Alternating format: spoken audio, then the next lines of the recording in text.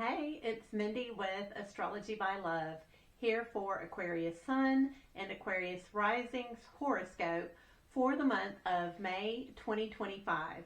We are going to be starting from the new moon in Taurus on April 27th and going to the new moon in Gemini on May 26th. I appreciate you hanging out with me today. Please like and subscribe. I've got some pretty cool links down below with some discount codes.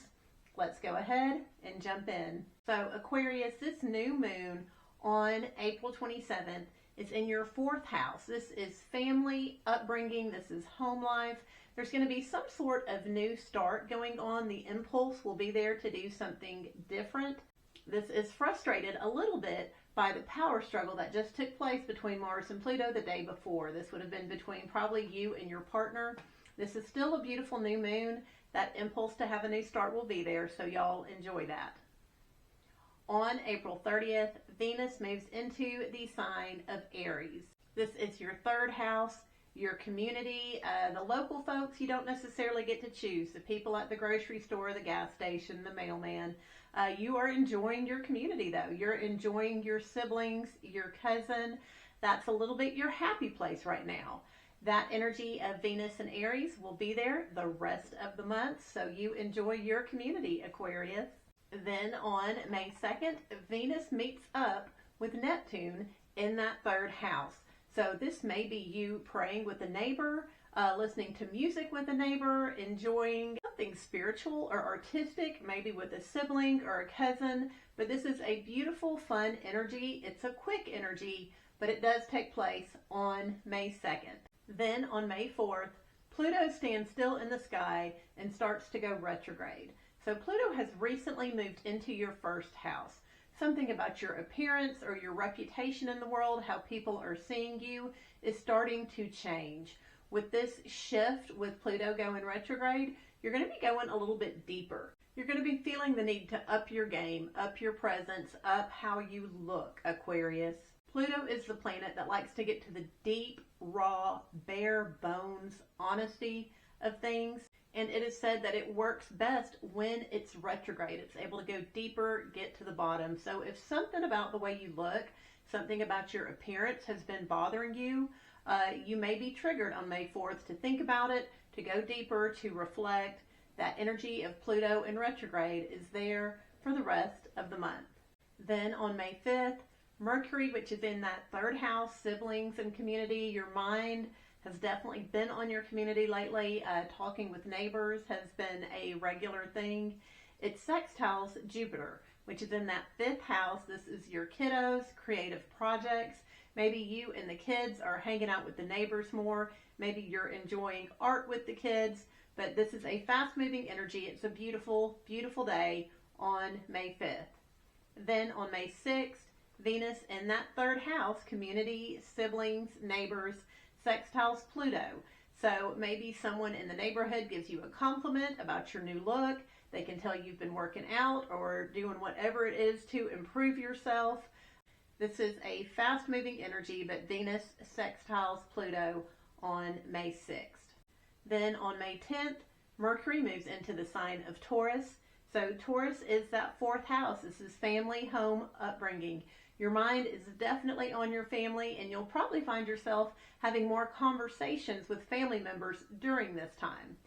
You may also be thinking about your home life, how you can improve it, rearrange it. Mercury is in the sign of Taurus for the rest of the month, so enjoy this energy, Aquarius. Then on May 12th, we have the Scorpio full moon. Now, the Scorpio full moon is typically a pretty emotional moon. So all those feelings that we keep repressed, that we really don't want to deal with, look at, they tend to bubble to the surface during this moon. However, also on May 12th, Mercury is squaring Pluto. So Mercury shows us how we're thinking, how we're speaking, and it squares Pluto. This is a little bit of a crisis moment. This is growth through uncomfortable realizations, possible changes, and it's happening on the same day as the Scorpio full moon. This is definitely an ugly cry sort of day. So get your tissue box ready. Get your pen and paper, journal, just kind of process this. May 12th is probably going to be a pretty emotional day, Aquarius. Then on May 17th, the sun comes in contact with Uranus. So these energies are in your fourth house. This is your home life, your family, your upbringing. Men in your family may be a little unpredictable that day, Aquarius, so they may surprise you. This isn't necessarily bad. It's just unusual, out of the blue, and unexpected. Masculine energies at large on that day are going to be a little bit wonky, so let's just give the men a little bit of grace. They're going to be acting funny and strange, but that's a quick moving energy, and that is on May 17th. Then on May 18th, Mercury squares Mars. So Mercury is in your fourth house. This is family, home, upbringing. Mars is in that seventh house. This is your long-term partnerships, your spouses, your business partners. When Mercury is square Mars, it's a little bit easy to get triggered, to say things we don't necessarily mean. With this energy being in your fourth house of family, seventh house of spouses, partnerships, there may be something going on at home and you've just had it and you want to take it out. Don't do that, Aquarius. This is a fast-moving energy. This could also be causing you to be tired, and that's part of your irritability and wanting to snap at people. This energy is there all over the planet that day, so it's not just you that's tired, grumpy, and feeling a little bit triggered, but just be aware of it. That energy is May 18th. Then on May 20th, the sun in that fourth house of family and upbringing sextiles Saturn in your second house of finances and family values. So your finances may have been feeling strained a little bit these past 2.5 years. The sun in that house of home is just kind of triggering you to be a little restrictive, more organized and disciplined with your money right now. And then the sun moves into Gemini later that day. So Gemini in your chart is the fifth house. This is passion projects, creative projects, and kiddos. So this is part of your yearly cycle. It's going to be a little bit easier to have fun and be creative, and that's there through the end of Gemini season. Then on the 22nd, Venus and Mars trine each other in the sky. This is an easy energy. This is the kind of energy, it makes it a little bit easier for us to get what we want. So Venus is in your third house. That's community. That's the people that are around you that you don't necessarily choose, and you've been enjoying them. Mars is in that seventh house of partnerships. So this may trigger you to perhaps argue a little bit with your partner, transmute that energy, take it to the bedroom. That's the best use of this. But this is a beautiful energy. Also on the 22nd, the sun comes in contact with Neptune. So men may be a little bit softer, a little bit more delicate on that day. This energy is taking place in that third house. This is the neighborhood, the siblings. And so it's a softer, little bit more fun day, and that is on May 22nd. Also on the 22nd and the 23rd, we are feeling the energy build up to Saturday. It's a pretty big day. So on Saturday, May 24th, Saturn moves into the sign of Aries. So you kind of had a softer, more enjoyable existence with your neighbors, with your siblings here lately, and Saturn moves in to make this area a little bit more structured, a little bit more disciplined. You may feel like there's been some restrictions all of a sudden in the neighborhood between you and your siblings or your cousins. Saturn's there to help us learn and grow in that area of life. So for about the next 2.5 years, Aquarius, you're going to be learning lessons, learning structures in this third house area of life, siblings, neighbors, cousins. Also, on the 24th, the sun is trining Pluto.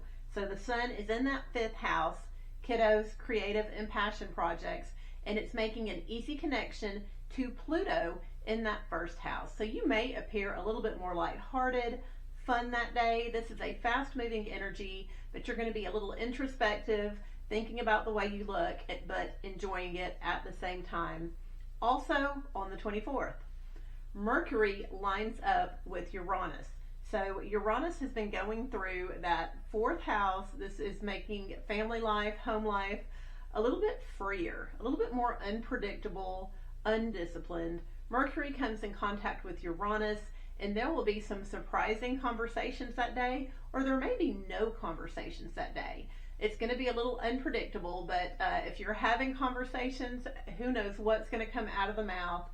Mercury and Uranus together can also cut off communication. So all that energy is on May 24th, so it should be a pretty interesting day. Then on May 25th, Mercury moves into Gemini. This is that 5th house, kiddos, passion projects, creativity. As Mercury moves into your 5th house, it also sextiles Saturn, newly in your 3rd house. So your mind is going to be on these passion projects, on having fun, on hanging out with the kiddos, and it's going to cause you to have some sort of restriction. Maybe you're pulling away from a sibling, maybe you're not talking to a neighbor, but this is a fast-moving energy, and that's on May 25th.